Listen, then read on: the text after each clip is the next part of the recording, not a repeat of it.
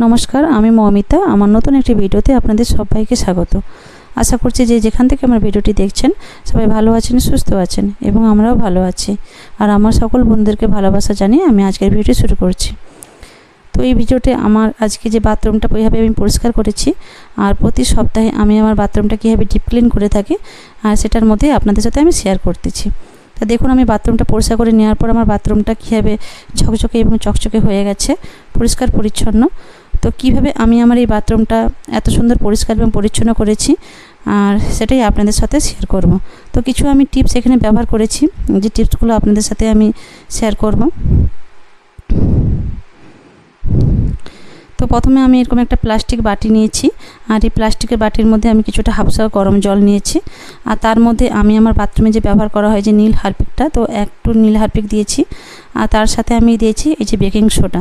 আর baking soda কিছুটা পরিমাণ দিয়েছি, তার সাথে আমি দিয়েছি কিছুটা পরিমাণে যে ভিনিগার। তার ভিনিগারটাও আমার প্রয়োজন মতো দিয়েছি। আর দিয়েছি আমি এই যে আমার বাড়িতে যে ব্যবহার করা হয় সার্ফ এক্সেল বা সার্ফ, যেটাই আপনাদের বাড়িতে থাকুক না কেন, তো 1 চামচ আমি একটু দিয়েছি। আর কিছুটা পরিমাণ আমি এতে একটু জল মিশিয়ে দেব। তো আমার বাথরুমে যতটা পরিমাণ লাগবে তো সেরকম হিসাবে আমি আমার এই মিশ্রণটা তৈরি করেছি। তো এই মিশ্রণটা কিছুক্ষণের জন্য তৈরি হতে থাক বা একটুখানির জন্য থাক, তারপরে আমি পরবর্তী কাজগুলো করে নিই। আর এরপর আমি দেখুন যে বাথরুমের উপরে যে কিছুটা একটু ফাঁদ হয়েছিল, তো সেগুলো আমি একটু ঝাড়ু দিয়ে এই যে সারা বাথরুমটা একটু পরিষ্কার করে নিয়েছি। আর বাথরুমের ভিতরে মাঝে মধ্যে একটু মাকড়সা তো ফাঁদ করে নেয়, তো সেগুলো একটু ভালো করে ঝাড়ু দিয়ে পরিষ্কার করে নিলে ভালো। তো তারপর আমি হাতে একটু এই যে প্লাস্টিকের একটা চিকচিকা একটু হাতে বেঁধে নিয়েছি। নেওয়ার পর যে মিশ্রণটা আমি তৈরি করেছিলাম, তো সেই মিশ্রণটা আমি সারা দেওয়ালে এভাবে আলতো করে একটু বুলিয়ে নিচ্ছি। তো এগুলো বলে নিলে ভালো। তো তারপর আমার যে স্টিলের যে হ্যান্ডগুলো থাকে, তো সেগুলোর মধ্যেও আমি বলে নিচ্ছি, এই র্যাকগুলোতেও আমি বলিয়ে নিচ্ছি এইভাবে। তো প্রতিটি দেয়ালেই আমি এইভাবেই আলতো করে বলিয়ে নিচ্ছি। আর এটা আমি 5 থেকে 10 মিনিটের মধ্যেই আমি রেখে দেব। তো রেখে দিলে এর কাজটা ভালো করবে। তো সঙ্গে সঙ্গে এটা ঘষে নেওয়া যাবে না, তো এইভাবে একটু আলতো করে বলে নিতে হবে।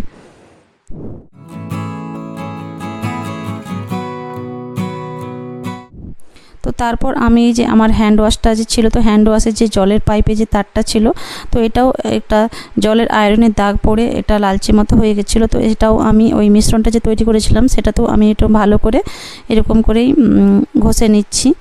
আর তারপর আমার যে হ্যান্ড পাইপগুলো ছিল, তো স্টিলের যে পাইপ আর যে হ্যান্ড থাকে সেগুলো আমি ভালো করে এরকমভাবে একটু করে ঘষে নিচ্ছি।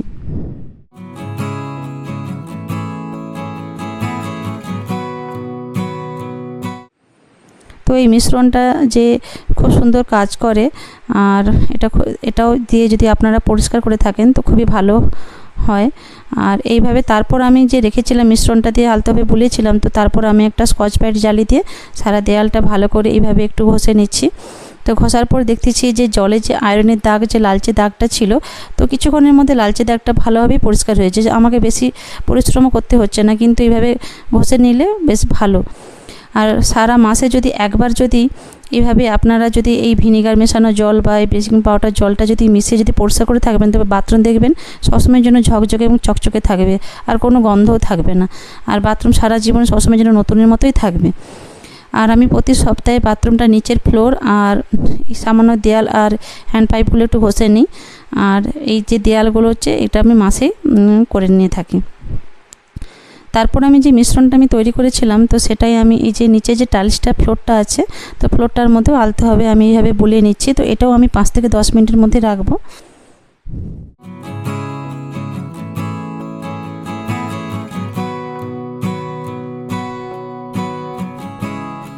তার বাড়িঘর পরিষ্কার রাখার সাথে সাথে যদি বাথরুমও পরিষ্কার থাকে তো দেখতেও যেমন ভালো লাগে, তো আমাদের বাথরুমটা ব্যবহার করেও খুবই ভালো হয়। তো আমরা যেমন রান্নাঘর পরিষ্কার করে থাকি আর বাড়িঘরও পরিষ্কার করে থাকি, বেডরুম পরিষ্কার করে থাকি, তেমন বাথরুমও আমাদের বাড়ির মধ্যে একটা পার্ট, এবং এটাকেও পরিষ্কার পরিচ্ছন্ন রাখলে ব্যবহার করতে আমাদের খুবই ভালো হয়।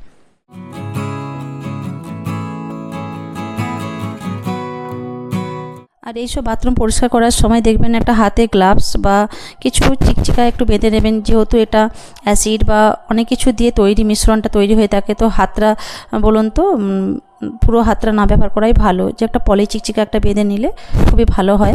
তো আমার বাড়িতে গ্লাভস নেই, তাই আমি যে পলি চিকচিকাটাকে বেঁধে নিয়েছি আর কিছুক্ষণ রেখে দিয়েছিলাম। তারপরে আমি এই যে আবার ব্রাশটা দিয়ে ভালো করে ঘষে নিচ্ছি। তো ঘষে নেওয়ার পর দেখুন আমার প্রথমে যে টাইলসটা, তারপরে যে পরের যে টাইলসটা দেখুন অনেকটাই দাগ উঠে গেছে আর কি সুন্দর চকচকে এবং ঝকঝকে হয়ে গেছে বাথরুমটা। তো প্রতি মাসে এইভাবে ডিপ ক্লিনিং করলে বাথরুমটা কী বলুন তো পরিষ্কারটা পরিচ্ছন্নতা থাকে। আর বাথরুম কী বলুন তো বাড়ির মধ্যে যদি বাথরুম পরিষ্কার থাকে না, দেখবেন তাহলে ঘর বাড়িও যেন সব কিছু পরিষ্কার করতে ভালো লাগে। তো আমরা রোজ রোজ যেমন রান্নাঘর পরিষ্কার করে থাকি আর বেডরুমও পরিষ্কার করে থাকি, তার সাথে যদি বাথরুমটাও আমাদের পরিষ্কার পরিচ্ছন্ন থাকে না, তাহলে দেখবেন ঘর বাড়িও সব সুন্দর লাগে, মনে একটা বাথরুমটা ব্যবহার করেও ভালো লাগে। এই যে নীল হারপিকটা দিয়ে আমি একবার টয়লেটের ক্লিনটা একটু আগে ঘষে নিচ্ছি। আর এই যে বাথরুমে যে ব্যবহৃত যে মগগুলো দেখেছেন, তো এই মগগুলো একটা জলের একটা আয়রনের দাগ পড়েছিল, আর সেটাতে আমি কি বলুন তো একটা নীল হারপিক দিয়েছিলাম আর তার সাথে আমি একটু ভিনেগার দিয়েছিলাম। দিয়ে রাখার পর কিছুক্ষণ আমি এটা রেখে দিয়েছিলাম। রেখে দেওয়ার পর এই যে জলের আয়রন দাগগুলো আমি একটা ওই তারের জালিটা আছে ভালো করে ঘষে নিচ্ছি, আর দেখলাম যে খুব সুন্দরভাবে ওটা উঠে গেছে। আর কিছুক্ষণ হচ্ছে ঘষা মাজার পর আমি এটা রেখে দিয়েছিলাম আর দেয়ালটা। তো তারপরে আমি একটা মগ দিয়ে ভালো করে একটা কাপড় ছেঁড়া দিয়ে এটা ভালো করে আমি ঘষে নিচ্ছি। কারণ এই যে জলের যে দাগগুলো থাকে না, জলে ঘষা মাজা না করে নিলে ধুয়ে নেওয়ার পর কী বলতো জলের যে একটা টিপটিপানি যে দাগটা থাকে, সেই টিপটিপে একটা দাগটা রয়ে যায়। আর যখন একটা কাপড় ছেঁড়া দিয়ে একটা পরিষ্কার কাপড় ছেঁড়া দিয়ে যখন একটা পরিষ্কার করবেন, সেটা দেখবেন জলের দাগটা না থাকবে না, তাতে দেখবেন দেয়ালটা চকচকে একবার থাকবে।